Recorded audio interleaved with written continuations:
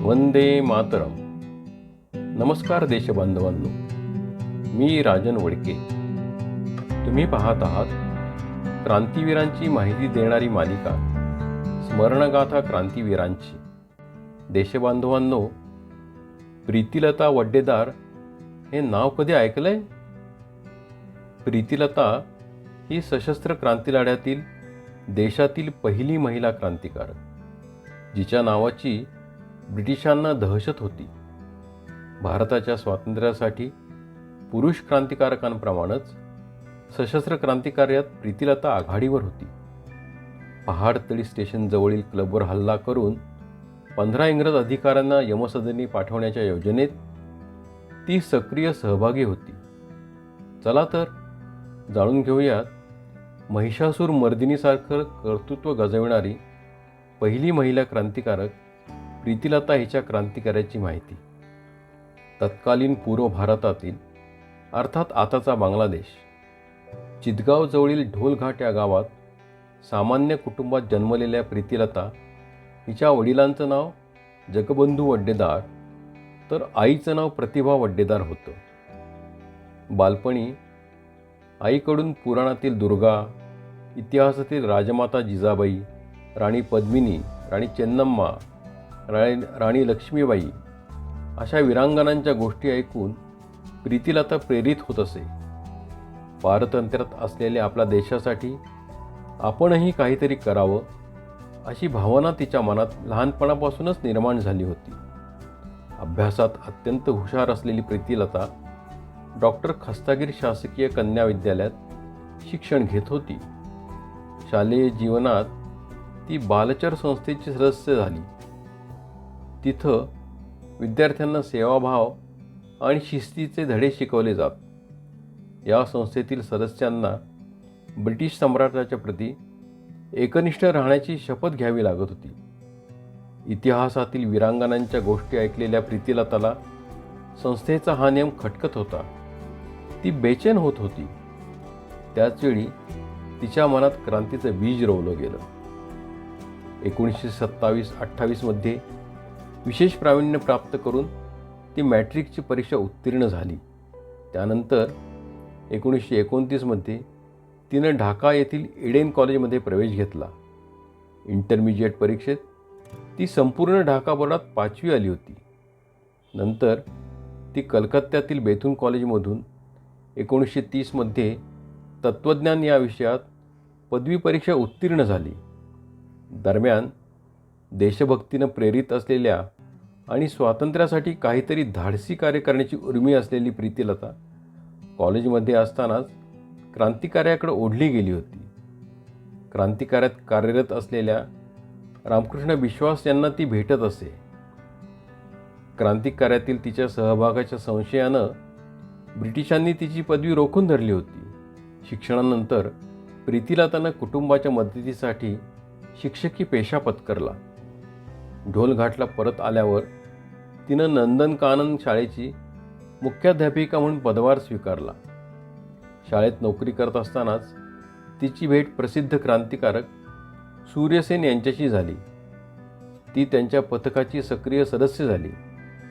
त्याआधीही ढाका येथे शिक्षण घेत असताना ती चितगावला येत असे.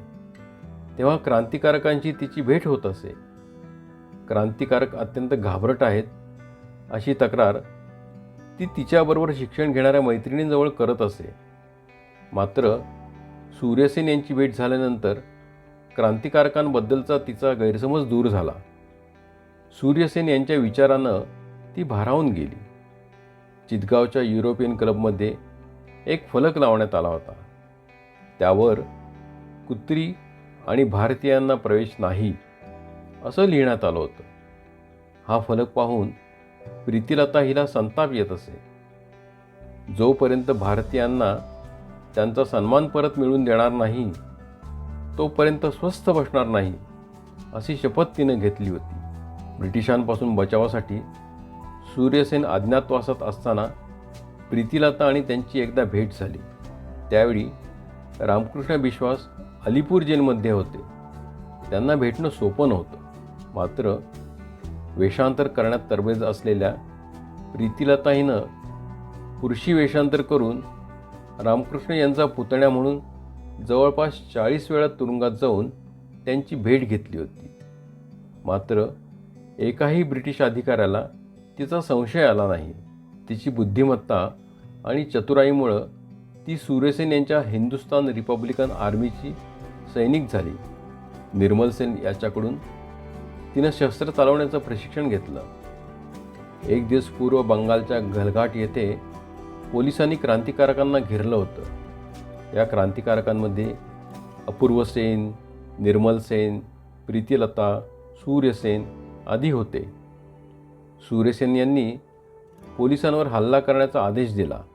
या चकमकीत अपूर्व सेन आणि निर्मल सेन हुतात्मा झाले. सूर्यसेनच्या गोळीनं कॅप्टन कामरान मारला गेला. चकमक सुरू असताना सूर्यसेन आणि प्रीतिलता पळून जाण्यात यशस्वी झाले. या दोघांना सावित्री नावाच्या महिलेनं आसरा दिला. आपल्या साथीदारांच्या हुतात्म्याचा बदला घेण्यासाठी आणि ब्रिटिशांना धडा शिकवण्यासाठी सूर्यसेन यांनी पहाडतळी रेल्वे स्टेशन येथील युरोपियन क्लब आणि शस्त्रागारावर हल्ला करण्याची योजना आखली. नाच गाण्यात मग्न असताना ब्रिटिश अधिकाऱ्यांना यमसदनी पाठवण्याचं ठरवण्यात आलं. या हल्ल्याची जबाबदारी प्रीतिलता हिनं आनंदानं स्वीकारली. या कामासाठी 24 सप्टेंबर 1932 हा दिवस निश्चित करण्यात आला.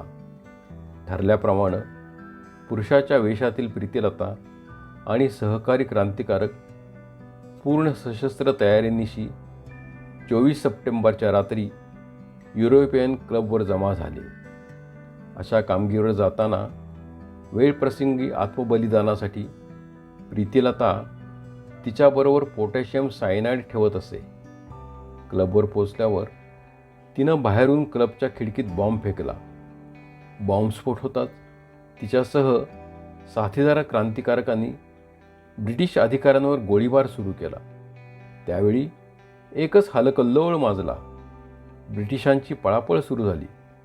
क्रांतिकारकांच्या गोळीबारात सुमारे 15 ब्रिटिश अधिकारी ठार झाले. क्लबमध्ये झालेल्या गोळीबारात काही क्रांतिकारक हुतात्मा झाले. प्रीतिलता गोळीबारात जखमी झाली. गंभीर जखमी झालेल्या प्रीतिलतानं आधी आपल्या साथीदारांना पळून जाण्याची संधी दिली. त्यानंतर आपण जिवंतपणे ब्रिटिशांच्या हाती लागू नये म्हणून तिनं बरोबर आणलेलं पोटॅशियम सायनाईड खाऊन आत्मबलिदान केलं.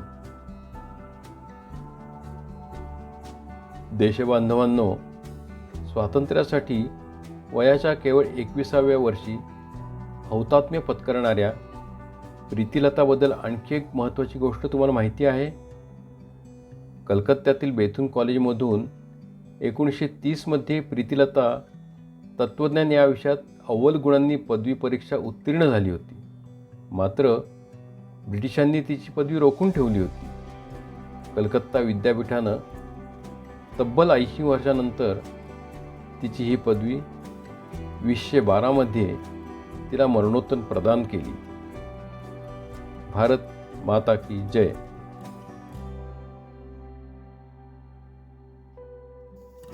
स्मरणगाथा क्रांतीवीरांची पाहत राहण्यासाठी सबस्क्राईब करा, लाईक करा आणि भारताच्या स्वातंत्र्य लढ्याचा गौरवशाली इतिहास समाज मनात रुजवत राष्ट्राभिमान जागवा. भारत माता की जय.